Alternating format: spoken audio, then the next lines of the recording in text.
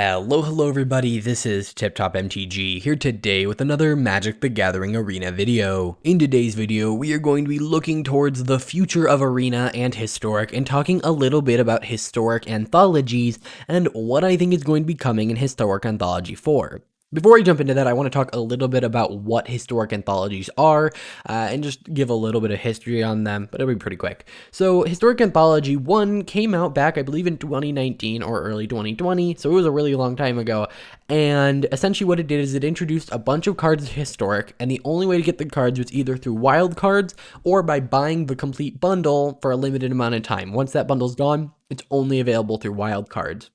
And what this was supposed to do was it's almost like a booster shot into Historic that essentially allows them to expand the format in any way they want to. So if they notice that, hey, this type of deck is too good, instead of banning something, they can introduce counterplay inside of a Historic Anthology.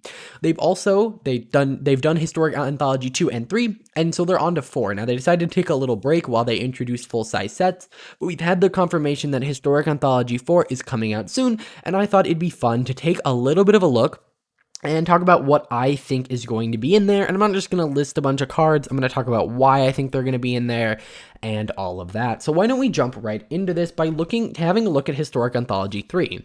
You'll notice there are a lot of cards here, all with differing power levels and that see a different amount of play. I mean, for instance, I have not seen Devil's play once, but I've seen Ulamog and Enchantress's Presence multiple times. So, some of these cards are definitely more meta-defining than others. Some are just interesting. And so what I'm going to do here is I'm going to talk about the cards I would introduce, and I'm not going to talk about every single card that'll be in it, because I think there'd just be a lot of, first off, unknowns, and I don't have something interesting to say. But I do think they are going to do this in a systematic way. For instance, if you look at this Historic Anthology, there were the Hondens, or the Shrines, and then those came right before the Shrines were introduced into M21. We had a bunch of flashback cards. We had a cycle of cycling cards, and so you'll notice that they often do like little sets within the Historic Anthology, so I'm going to talk a little bit about that. So let's talk about Oblivion Ring. So in that one, there were 4 commons. What I'm saying is in Historic Anthology 4, there are going to be 5 commons. However, they are going to be based around Commander and Historic Brawl, because my big prediction is with the release of Historic Anthology 4, we are going to see the release of Historic Brawl. And so my predictions are going to be that the Historic Anthology 4 is going to introduce some new things for Historic, but a lot of them are going to be focused on the Brawl side of it and allow for Historic Brawl to feel more like Commander. And so what I think they would do is they would take 5 commons that aren't overly powerful, or stupidly powerful, I should say, but are pretty good, may make some impact in normal Historic, but are mostly there for the Historic Brawl. So Oblivion Ring is a card that sees some play in Commander. It's not a huge card, but if you look at it, outside of some really crazy stuff, there's not many white commons. We have Treasure Cruise, which I thought was a really interesting one. It's another one of those big spells, and so they may be wary to add it. But I think that based on the current meta, it could be both interesting in Historic and in Historic Brawl. I think we could see Carrion Feeder as it's a little bit more narrow than the previous 2, but it is definitely a mono black card that can see a decent amount of play and would again expand upon Historic Brawl as it sees playing Commander.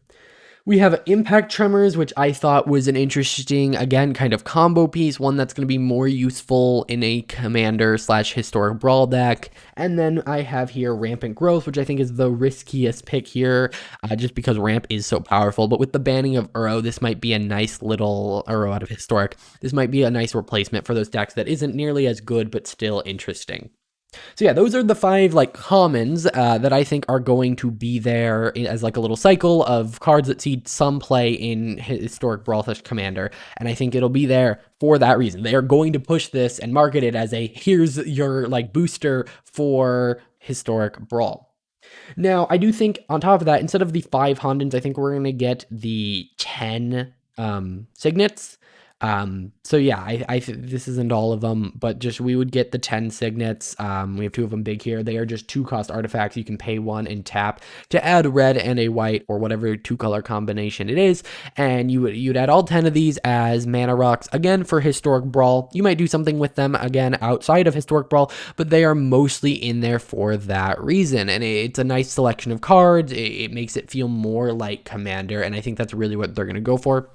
And I think they'll be at uncommon. Some of them up there are at common, but I think these would be introduced as uncommons, and it would be an interesting little thing you could do. Next, we have Shadowboard Apostle. This one I just thought was really, really interesting. It's a 1-cost black creature, human cleric 1/1, and it says a deck can have any number of cards named Shadowboard Apostle. Then you can pay a black and sacrifice 6 creatures named Shadowboard Apostle to search your library for a demon creature card and put it onto the battlefield, then shuffle your library. So this is one that there are dedicated decks to, again, built in Commander, but it also fits with like clerics, which are seeing a decent amount of play now, and we've gotten some bigger demons being added with Kaldheim. So I just thought, with the tribal support this adds, the interesting gameplay nature of it, and the fact that there are archetypes built around this in something like Commander, I think it could be a really interesting pick that adds a new type of deck. I tried to look at Historic Anthology 3 and say, okay, how many cards are just adding to existing themes? How many cards are making an existing theme powerful? And how many cards are just introducing new things? For instance, we've seen cards that have brought artifact creatures into the meta. We've seen cards that do really crazy things. And so, I wanted to build something that would put something in this that would bring something completely new to the game, which would be Shadowborn Apostle decks. Then we have Thundercloud Shaman. So this one, I would say, is definitely trying to help out an existing tribe. It's a 5-cost red creature giant shaman 4/4, and when it enters the battlefield, it deals damage equal to the number of giants you control to each non-giant creature. I'm not saying giants are going to be this meta deck, but they do seem to have a lot of powerful removal and a lot of one-sided board wipes, and this is one of those cards that's very similar that I thought could be an interesting inclusion, kind of what Gem Palm Incinerator was for goblins. This is that, but for giants, although I don't think it'd be as powerful. But again, not every card has to be as powerful. This is just another giant for your giant deck, especially if we see like shamans in Strixhaven. I could definitely see this being here. We also, by the way, don't know when this is coming out. This could come out after Strixhaven. It could come out before. We'll really have to see. Next, I put in Sigil Tracer as my version of Tempered Steel. It's a 3-cost blue creature merfolk wizard 2/2. You can pay 1 and a blue to tap 2 untapped wizards you control. Copy target instant or sorcery spell. You may choose new targets for the copy. So it's very similar to Tempered Steel in the fact where it's kind of creating an archetype, not out of nothing, but it is, Wizards is not necessarily a popular deck, and this is a card that can be very, very powerful if put in there. It's interesting in a Commander sense. I'm going to stop saying that because you probably get that a lot of these are built around it, but it's also supporting another tribe that was both in Kaldheim and is going to be in Strixhaven and is probably going to be in Adventures of the Forgotten Realms. So I think some wizard stuff is almost guaranteed for this just based on the amount of wizards being added. They like to have these tie into things. For instance, we got the shrines, and then we got the shrines in Standard, and then we got a bunch of cycling cards, and then we got some cycling support in Standard. So I think when we see the card list for Historic Anthology 4, we should pay close attention to kind of give us hints at future sets. Either way, I thought this was just an interesting addition that could make Wizards slightly more viable.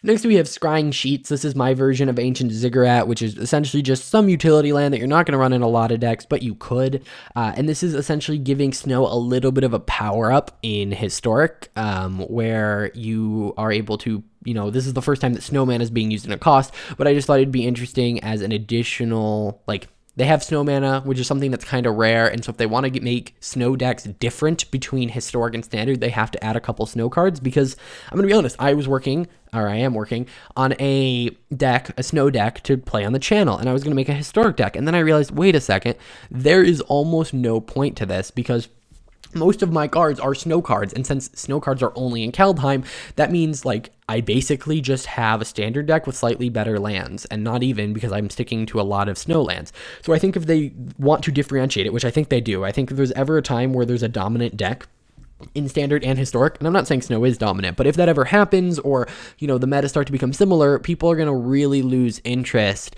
And so I think that if they were to add interesting snow cards, it could at least differentiate them a little bit, just because snow is one of those mechanics that is so self-contained, it is almost lending itself to be a standard thing, not a historic thing. And so, yeah, I think that by adding a couple interesting snow lands, you can give it a power up to have it match the power level of historic and make it different enough. And this one is just, you know, another snowland and one that can get you a little bit of value. Similarly, I would add Icefang Kotal, and this would be in place of Enchantress's Presence, which kind of tried to bolster up enchantment decks. This is trying to bolster up those snow decks. It's a very, very powerful effect. It may actually be a little much, but I think it is, you know, I think if you're looking at historic anthologies and trying to say, yeah, there's not going to be any card that is going to be meta defining, I think that's not a bad way to look at it, but I think it's an inaccurate way. I think Wizards really wants to sell this product, so they are going to try and make cards that are going to make an impact. I mean, just take a look at some of the previous ones. We have things like Ulamog, which maybe isn't a huge deal, but they are trying to sell you this. And so I think Icefang Kotal is going to be one of those cards that you are going to want to chase after, as it'll be really good in Simic, and we all know Simic is doing really well right now. Next, we have the Chain Veil. So this is a crazy mythic that is supposed to be kind of like a Chroma's Memorial. What a Chroma's Memorial did for token decks, which really isn't much, but it is an interesting card. Chain Veil, it's essentially a big crazy card for Planeswalkers, and so I think they're going to push this, especially because there's a lot of rumors that maybe Strixhaven's going to have a lot of Planeswalkers. I think Chain Veil could be really interesting in addition to all the Planeswalkers that are in there, and it would add a little bit more support for that. Now, I'm not saying I necessarily want this, but again, it also lends itself to like Historic Brawl, where you might run something a little more just Planeswalker heavy. I think it's definitely an interesting effect that is very similar to a Chroma's Memorial, where it's trying to take a type and just really boost it up. So Chroma's Memorial is trying to boost up tokens. This is trying to boost up Planeswalkers, and they're actually both, you know, the same rarity from the same set in the same cycle, maybe. I don't know if it's the same cycle necessarily, but they are both legendary artifacts that are mythics from M15. So, yeah. Then we have a Dark Depths. I think this is going to be the new Maze's End, kind of an alternate win con land. Again, you're adding support here for Snowlands, and you're adding Merit Lage and a little bit of combo-y stuff. So this is doing a couple things. It is adding a little bit more support for snow. It is adding an interesting, alternate win con, and it's adding interesting combo-ness to historic, and I think that it is definitely an interesting card that with some other cards can be quite powerful, but is a little bit more janky. Very similar to Maze's End. I don't really see gates all that often, and so I think this would follow a very, very similar pattern in terms of Maze's End playability, especially if you don't have a lot of those combo pieces, but I think it sets up some very interesting games.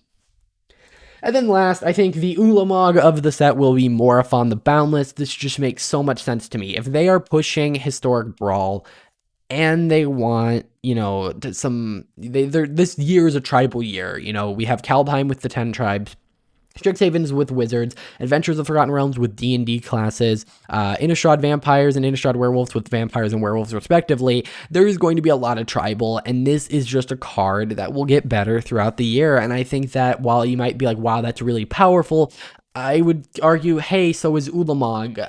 I think that it may... I just think it's something that they would really do. It's another big colorless creature that's going to really, really help you. The thing is, it doesn't have as much support as it does in Commander in terms of, first off, the amount of creatures in a specific tribe, but also that Wooburg, less to cast, is a little bit harder to abuse. There's not as much mana cost reduction of the generic mana part. But yeah, I definitely think this could be an interesting inclusion. It would be powerful, it would be splashy, and it would make people go, ooh, I want that, which I think is exactly what they're going to do, and it ties in really well to all of these sets this year. Then I think the Phyrexian Obliterator could be Avenger of Zendikar. This one I think is the riskiest pick I have here, where, landfall and ramping a lot is already really, really good. Do they really need to add Avenger of Zendikar? No, but I think that, again, they would do it, and maybe they add something along with it that's landfall hate to try and balance it out, but I honestly believe that they would attempt this. I'm not saying I want this. By the way, this whole list is not what I want necessarily. I mean, some of it is, but a lot of it is what I think could be done. And I think with us just coming out of Zendikar, it's possible for this to be it. This is I'm gonna go crazy pick. I think the other ones are fairly reasonable, but I think that this one is the one where I was just like, you know what, why not? Maybe it'll happen. And so you should really not trust this one. Obviously these aren't like leaks or anything, so you shouldn't trust any of them, but like this one is the one that is the least likely in my opinion. So yeah, that is it for this video. If you found it useful, entertaining, or any of that, please hit that like button, subscribe to see more awesome content like this, and I will see you guys in the next video. Bye.